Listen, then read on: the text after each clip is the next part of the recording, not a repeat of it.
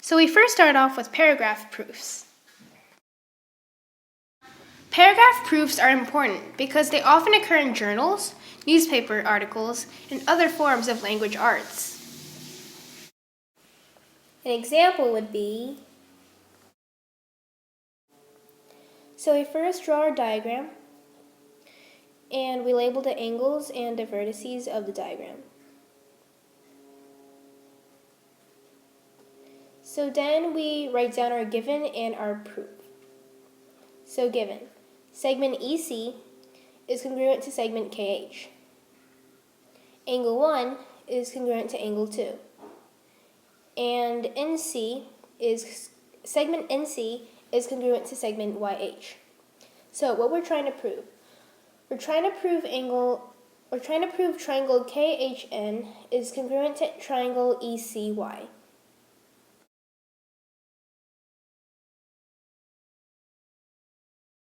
So for our proof, in our proof, we write a paragraph using transitions like since and then. So, in triangle KHW, KHN, and triangle ECY, segment EC is congruent to segment KH, and angle 1 is congruent to angle 2. So, proof continued. Since segment CH is congruent to itself, then segment CH can be added to both segment NC and segment YH, forming segment NH is congruent to segment CY. This is because congruent segments added to congruent segments are congruent.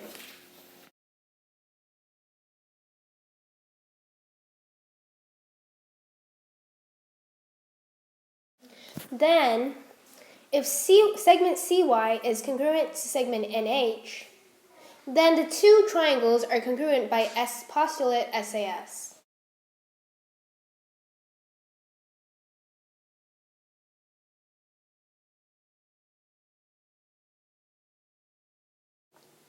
This clearly shows the relationship between writing and geometry, because writing a paragraph proof compels the student to practice and use his or her literature skills. Using transitions like since and then in paragraph proofs provides the student with better flow in English writing.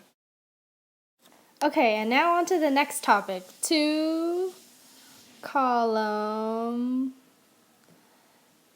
proofs. How is writing incorporated in 2-column proofs and basically in geometry? Well, some key ideas are that 1, you basically write out your thinking process and your ideas, and you just essentially communicate your ideas using words. And secondly, you explain your reasoning in words, which makes it easier for you to teach, because if you already have it in words, then you already have something to tell people if you're going to teach them.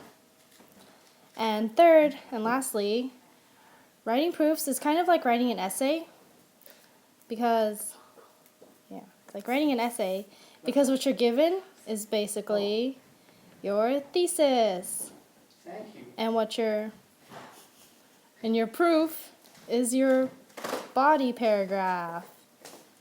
And what you've proved, or basically what you're trying to prove, conclusion.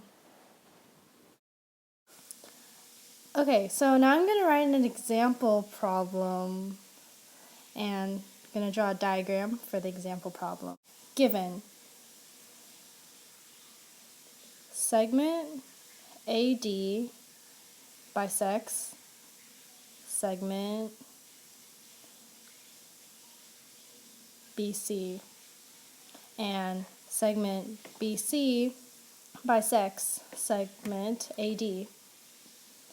And then the proof is that triangle ABE is congruent to triangle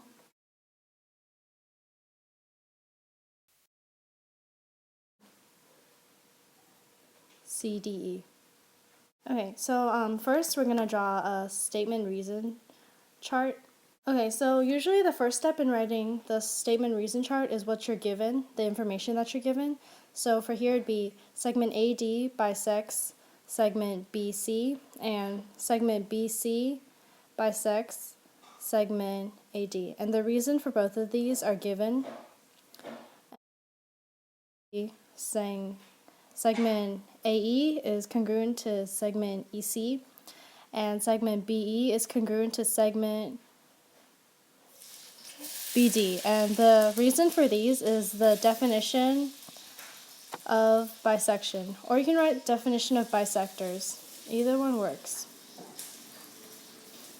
And then, since what we're doing is essentially we have to try to prove that triangle ABE is congruent to triangle CDE. So what I'm going to use is angle BEA is congruent to angle CED, and the reason for these is that vertical angles are congruent, or you can write theorem of vertical angles. Okay, so then this is the last step for this problem. So it'd be triangle ABE is congruent to triangle CDE, and the reason for this is SAS, or side angle side postulate. So next is math projects / reports.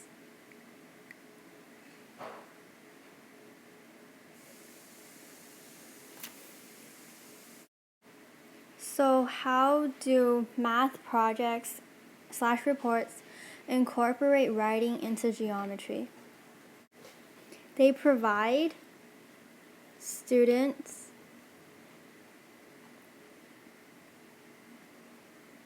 with useful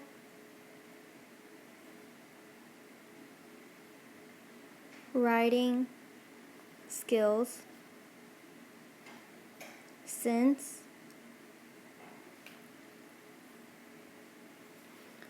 students are first given a problem to solve mathematically.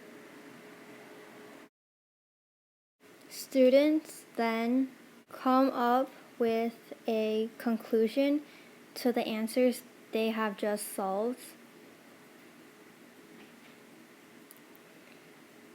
And they can also use these conclusions to figure out theorems or principles. They can also explain how they solved their problems using writing.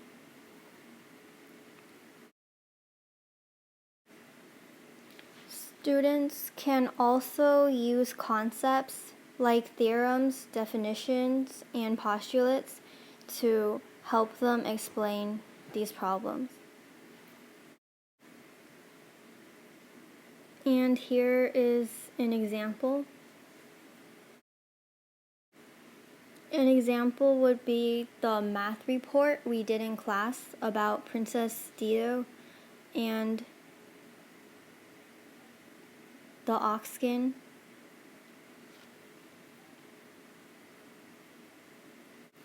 For the math report, students solved the area and perimeter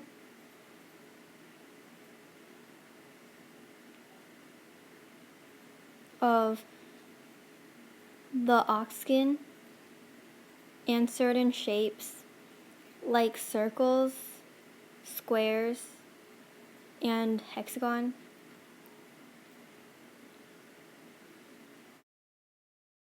Then students explained how they solved these areas and perimeters and came up with a conclusion.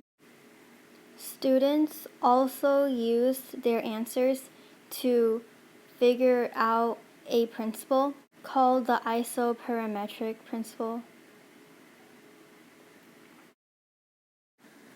Something to note is that incorporating writing into geometry is definitely not limited to just proofs. There's a lot of examples that we can see later on.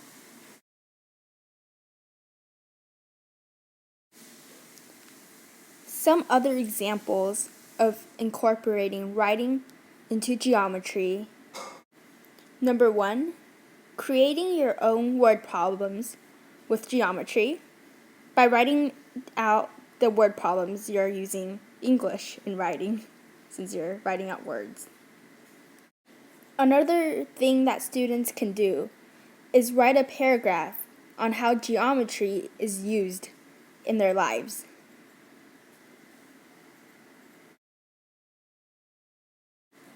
Third of all, students can defend their views about math-related issues. So you might be wondering, why? Why is it so important to incorporate writing into geometry? By incorporating writing into geometry, we're able to communicate, explain, and teach others about geometry. That way, we're able to share our knowledge to the world.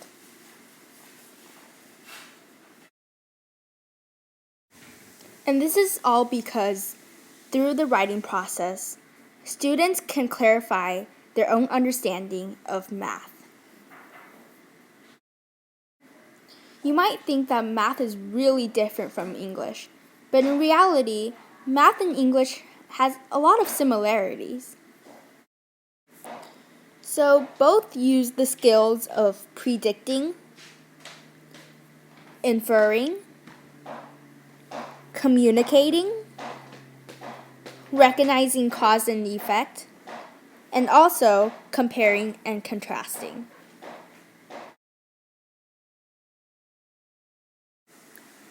Ultimately, by incorporating writing into geometry, students are more likely to be ready for the future!